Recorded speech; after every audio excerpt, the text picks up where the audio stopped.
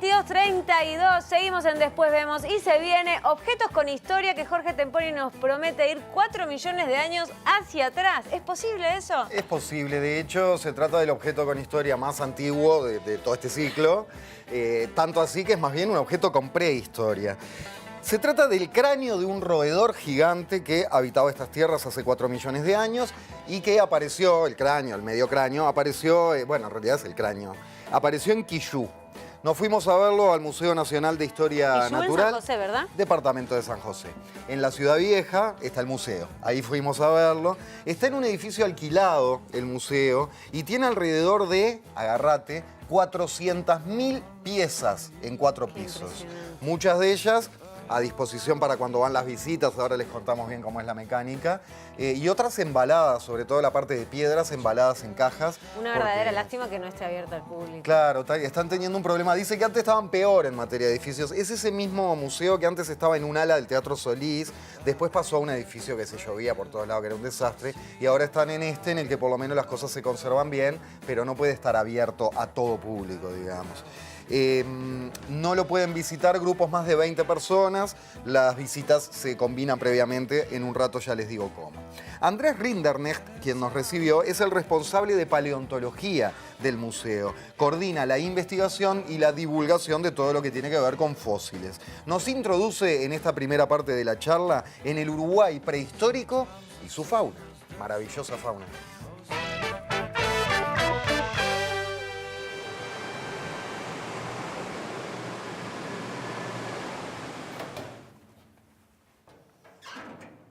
¿Cómo era el planeta y este territorio hace 4 millones de años? ¿Cómo nos tenemos que imaginar aquello? Pues sería una configuración muy diferente, ¿no? Bueno, parece mucho tiempo, pero para la geología y la evolución no es tanto. Sabes que hace 4 millones de años Uruguay, el territorio, no era tan diferente. ¿Cuál es la diferencia? Hacía más frío. Los continentes estaban igual que ahora, salvo una cosa. Sudamérica y Norteamérica estaban aislados porque no existía lo que es el Istmo de Panamá. Esa es la gran diferencia a nivel continental. ¿Que estaba tapado por agua? Estaba tapado por agua, sí. No había surgido todavía el Istmo, ¿no? Que surgió hace unos 3 millones, 2 millones y medio de años. Y lo diferente es eso, que hacía más frío, y la tercera diferencia en Sudamérica y en Uruguay son los animales. O sea, si hubiéramos estado hace 4 millones de años en Uruguay, nos hubiéramos encontrado con animales nunca vistos por un ser humano, ¿no? Animales increíbles, ¿no? ¿Cómo sabemos que existían estos animales acá en Uruguay? Y tenemos los fósiles. Te voy a mostrar, por ejemplo, esto que es increíble. Es uno de los fósiles más espectaculares de nuestro país. Lo encontró un coleccionista que se llamaba Luis Castiglioni, en San José. Esto es una tibia. Vos imaginate lo que es. Acá iría la rodilla y acá iría el tobillo. Es una cosa monstruosa. Un animal de 300 kilos, más de 3 metros de altura. ¿Y qué animal puede tener esta tibia, esta pata? Bueno, esto, aunque no lo crean, es un ave. Wow. Es una ave gigantesca que se llamaban aves del terror, que llegaban a medir 3 metros de altura, que tenían un pico como de medio metro, que se extinguieron más o menos hace un poquito menos de 4 millones de años, y que si estuvieran vivas hoy en Uruguay no se podría ir al Uruguay a acampar sin una escopeta o algo, porque son animales que de una mordida pueden tragar un perro. Podrían tragar un perro. Y eran depredadores. Eran depredadores. Mirá lo que es esto, es una mandíbula. Esto es un perezoso gigante, que se llamaba megaterio.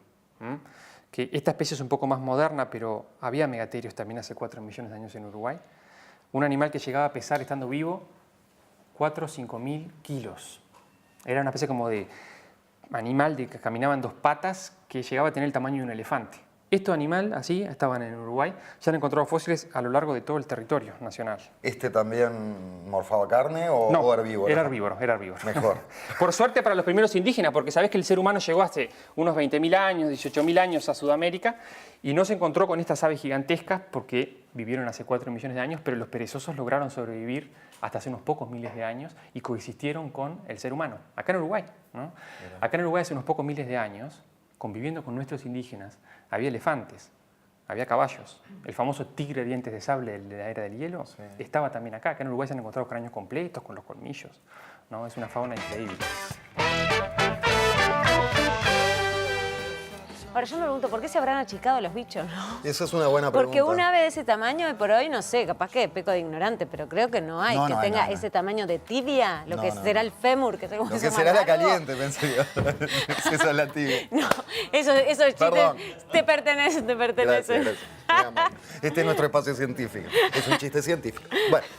Sí, debe ser evidentemente un tema de adaptación que los bichos se achicaron, pero podemos preguntarle a Rinderknech y contestar en otra la pregunta. oportunidad. Sí. Dale. Bueno, Andrés Rinderknech, además de haberse entusiasmado con los fósiles, la paleontología desde niñito y haber hecho carrera en eso, participó, viste la famosa frase, tal vez me reconozcan de éxitos como participó en el programa Paleodetectives que se emitió el año pasado por TNU, donde estaba Leo Lagos también. Sí. Ahora nos introduce en el mundo de los dinosaurios en el Uruguay y llegamos finalmente al roedor que después desarrollaremos. Meta, Andrés.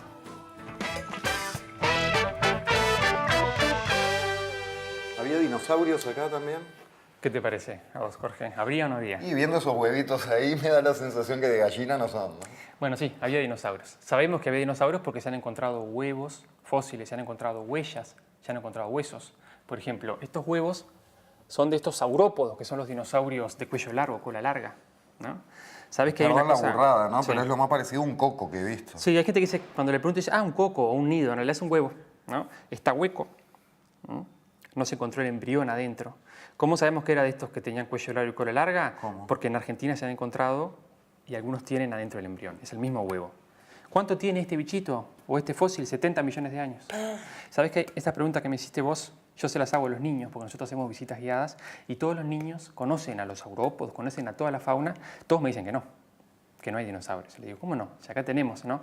Esa es una de las cosas tristes de que no haya un museo como el nuestro esté cerrado hace 17 años, que los niños conocen todo, pero no se imaginan que todo eso que ven en la Era del Hielo o en las películas de Spielberg de Jurassic Park también estaba acá, ¿no? Estaban los huevos de dinosaurio. ¿Sabes? Incluso se ha encontrado caca de dinosaurio. Mirá. No me digas que tenés la caquita ahí. Tengo una caquita que parece una piedra, pero es caca de dinosaurio. A las cacas de dinosaurio se le llaman coprolitos. En realidad no es 100% seguro de que sea de dinosaurio, pero es muy probable porque se sabe que es como caca petrificada y tiene 70 millones de años, igual que el huevo. Y en los lugares donde se ha encontrado esta caca, lo que aparece son huesos de dinosaurio. Y esto incluso no parece mucho como, no sé, pero hay algunos que sí son realmente, vos los ves y son como unos boñatos, tienen incluso la vueltita así, o sea, claramente, lo ves en el campo y parece una bosta rara, pero lo agarrás y te das cuenta que está hecho piedra, ¿no? Que es una cosa que tiene muchísimos años. Acá en Uruguay tenemos un fósil único en el mundo, que no se encontró en ningún otro lado, que es un cráneo monstruoso, petrificado, del roedor más grande del mundo de todos los tiempos, ¿no? Que viene de acá de Uruguay, que vivió hace 4 millones de años y tiene el nombre un poco gracioso de Josefo Artigasia, por José Artigas, así que es bien uruguayo, ¿no? Y lo tenemos acá. Este material es uno de los fósiles más famosos del mundo que existen, ¿no? Lucy, el Archaeopteryx, el cráneo del tiranosaurio. Bueno, este animal también es famosísimo. Se han hecho documentales, se han hecho revistas, ha salido en libros, en todos lados. Y es un material que se dio a conocer al mundo científico en Inglaterra en una publicación en el año 2008, ¿no? Resultó ser el roedor más grande de todos los tiempos, ¿no? Si querés, lo vemos un poquito más en detalle. Perfecto. Vamos a donde haya más luz. Ahí lo llevamos. Vamos allá. Perdón que insista, ¿no? Pero qué increíble que a partir de ese cráneo se hayan hecho documentales en History Channel, por ejemplo, y que el Museo Nacional de Historia Natural no esté abierto al público. Sí. Perdón que insista con lo mismo, pero es como... no se puede creer. En fin. Y ahí seguimos, en el Museo Nacional de Historia Natural de la Ciudad Vieja, que es además el primer museo del país. Y tiene fósiles recolectados, eso hablábamos también algo con Andrés en un momento, de la historia sobre la historia, porque tiene fósiles recolectados por personalidades como presidentes de la República, como fueron Bernardo Berro y Joaquín Suárez, y por Dámaso Antonio Larrañaga, que además fue el primer director de ese Museo de Historia Natural. Hablamos ahora con Rinderknech de las características generales del Josefo Artigasia, este roedor que sabemos que existió por este fósil único que se encontró aquí en el Uruguay. Bueno, imagínense que es por Artigas, ¿no? Por José Artigas. Sí, obvio, por eso me reí. Que se llama Josefo Artigasia. De hecho, tanto interés despertó que hay investigaciones sobre él en colaboración con científicos ingleses y estadounidenses. Nos metemos entonces en detalles de este gran roedor prehistórico.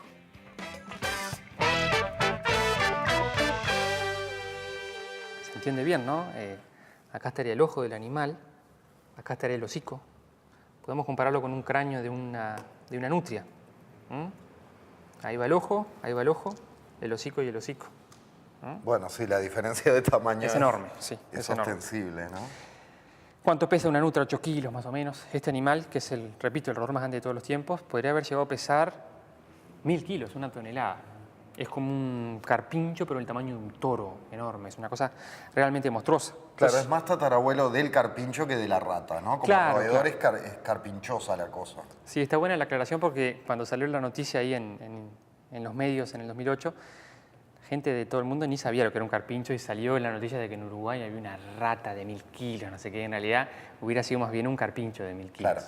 Igual asusta el tema rata, como que da siempre más asquito, más asco pensar en una Sí. rata tan que capaz por el lado del sensacionalismo. le Mira, sacaron en el por ahí. Discovery se hizo una documental sobre este bicho y el nombre era Ratzila. El tamaño del bicho total, más o menos de largo. Nosotros estimamos unos 3 metros y pico de largo y 1,30 m, 1,40 m de altura. Es un animal de patas cortas y muy corpulento, que sabemos más o menos cómo era el cuerpo, porque hay un pariente vivo que vive en la selva de la Amazonia, mucho más chico, un bichito de unos 15 kilos, que igual para un roedor actual es enorme, que se llama pacarana o falsa paca, ¿no? Entonces tenemos una idea de cómo hubiera sido el cuerpo, porque además tenemos otros fósiles de animales muy emparentados con del cuerpo, ¿no? Apareció este cráneo en la costa del departamento de San José, se calculó la edad en unos 4 millones de años y si no hubiera aparecido, no sabríamos que existió este animal. Yo siempre digo, ¿no? Los norteamericanos tienen su tiranosaurio, los argentinos tienen su argentinosaurio, nosotros somos la rata más grande acá en Uruguay, ¿no? Por lo menos tenemos este bicho. Bueno, había mucho perezoso también ya desde También, tiempos sí. inmemoriales. Sí, ¿Qué le parece los ¿Para qué ser uruguayos? menos, no? Ratas y perezosos. Acá estamos, amigos. ¿Sabe, Campo, cuál es la rama, digamos, de mamíferos que tiene más especies en el mundo? No, ni idea. Los roedores, justamente. mire Como para que usted. duerma tranquila hoy, ¿vio? Bueno, no, yo ya tuve roedores en mi casa. Bueno, de Por una suerte de las... los eliminé. ¿Ya pudo? Sí, sí. ¿A escobazo qué hizo? Perdón. Disculpen los ecologistas. No, bueno, un roedor no puede convivir. Sí, como usted lo dijo. A escobazo. No quiero profundizar en el tema Perfecto. porque van a pensar que soy un poco violenta. Más de 2.000, no, jamás. Más de 2.200 especies hay de roedores en el planeta. Qué brutal. Bueno, por último hablamos con Andrés de las Los peripecias. carpinchos me encantan. ¿eh? Carpincho da otra ternura, sí. Ojo, dicen que las ratas son excelentes mascotas. Bueno, ¿En serio? ¿De usted, verdad? Si quiere le regalo una. No, Yo, no, muchas gracias. Por mí, Yo para ya mi anduve a los cumpleaños, palazos, no se prefiero preocupe. medias y slips para mi cumpleaños. Hablamos No, Ellipse, no. con Andrés de Celestes, vio que me gustan a mí, de las peripecias del cráneo como objeto después de que fuera hallado por un aficionado uruguayo llamado Sergio Viera en Quillú, departamento de San José. Vamos entonces a lo vivido por el cráneo después que apareció.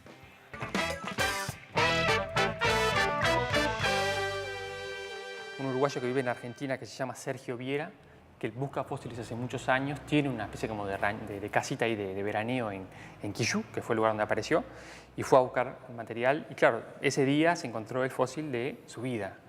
No sabía que era un material tan importante, ni siquiera se había dado cuenta al principio que era un roedor, pensaba que era una especie como de caballo, de cosa prehistórica, y fue su día de suerte sin saber que era un roedor, porque encontrar cráneos de fósiles enteros es muy difícil, de cualquier animal, incluso de los más comunes, ¿no?